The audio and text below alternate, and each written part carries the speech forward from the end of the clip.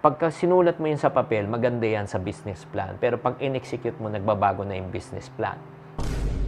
Walang problema sa tagumpay. Pero pag ikaw ay nagmamadali, doon po tayo nagkakaroon ng problema. Videos that will make you wealthy and debt-free. Gusto mo ba simulan ang iyong dream business pero bago ka mag-all-in? Ay nako, kailangan panoorin mo muna itong video na ito. Hi there, this is Chinkitan, your pabansang wealth coach. Thank you very much for tuning in. This is the channel of the Iponaryo at mga paunlad. Okay, para sa mga taong gustong magnegosyo, huwag ka masyadong excited at gusto mo talagang i-all-in na, di ba? Totodo ko na pati pamato, di ba? Pati lahat ng mga inipong ko. Ay nako. Huwag na huwag mong gagawin yan. Bakit po? Kasi ito pong reality. Statistics shows 90% of the startup on their first attempt will fail. You have 90% chance of what? Failure. Ay, dako. Grabe naman mga friendship. Huwag namang talagang masyado ka lang bullish and excited. Kung gusto mo malaman talaga, itong tinatawag nating all-in mentality. Ingat-ingat lang po tayo.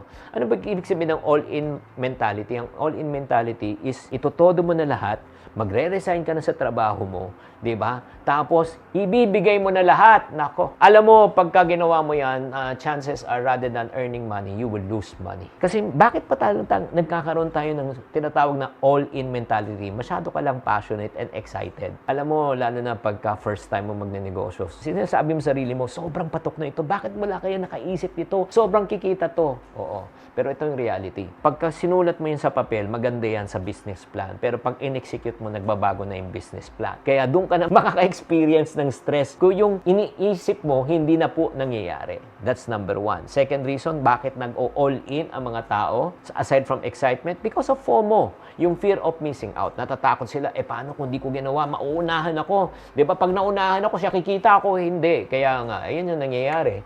Di ba? Masyado ka lang excited na hindi mo talagang pinag-isipan mabuti. Number three, third reason kung bakit nag-all-in ang mga tao, because of overconfidence. Again, walang masama na nagkakaroon ka ng kumpiyansya sa sarili mo.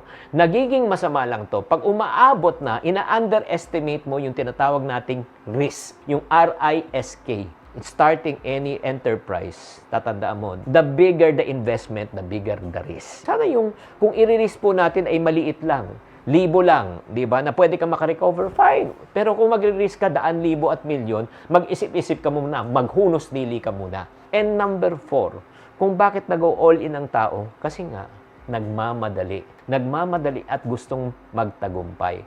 Again, walang problema sa tagumpay. Pero pag ikaw ay nagmamadali, doon po tayo nagkakaroon ng problema. At kung tayo nagmadali, doon po ay pagkakataon na pwede tayong malugi. At the same time, pwede tayong mabaon sa utang at magkaroon ng tinatawag na mental, emotional, and financial stress. At ayaw na ayaw kong yung mangyari sa inyo mga kaiponaryo. Kaya bago tayo magpatuloy, kakamustahin po muna si Asher Duero, si Jasen Wealth, at the same time si Raniel Mansilao. At kung kayo naman ay talagang desidido na pumasok sa negosyo, huwag tayo mag-all-in. Ito naman po, the right way of investing in your first venture and first business. Number 1, okay, rule, never borrow money for your startup business. Huwag na wag po kayong mangungutang para mag-umpisa ng negosyo. Bakit po? Ulitin ko kasi 90% chance nga of losing. Imagine mo na wala na yung principal mo, nagbabayad ka pa ng interest, dalawang sakit ng ulo mo. Imagine mo, it took you time na maipon ng pera. Pagkatapos niya, nawala na yung pera mo. Tapos nagbabayad ka pa ng interest. Napakasakit, Kuya Eddie. Kaya nga, if you're going to invest the amount of money that you saved up. That's number 1, personal pera. Number 2, invest the money that you can afford to lose. When you say you can afford to lose, just in case na magkamali ka, makaka-recover ka. O, like for example, 15,000 nawala. O, makaka-recover ka in 3 months, 6 months time, fine, take the risk. Pero pag hindi, never. Number 2, rule. Pag ikaw ay mag-i-invest in your first venture, use the 10% rule. Anong gagawin mo sa 10% rule? Kunyari, meron kang 100,000. I-invest mo lang dyan, maghanap ka ng negosyo na 10,000 lang po ang amount na to start up. Bakit? Just in case na magkamali ka sa 10,000, meron ka pang 90,000.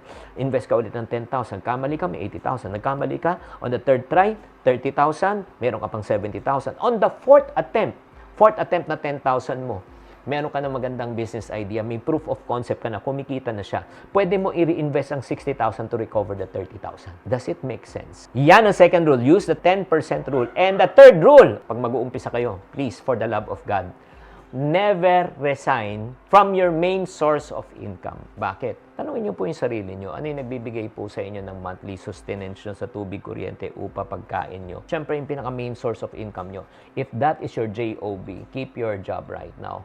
Ang gawin nyo, mag-create lang kayo ng second income. Magtatrabaho ka, at the same time, mag-create ka dito ng second source of income. Hihintay mo na lumaki to at maging consistent tong second source of income. That is the time that you consider that you want to go all in. Huwag kayong ma-excite lang na kumita ka lang on the first few months. Ang basis ko, paano ko malalaman na consistent na? 6 months to 1 year.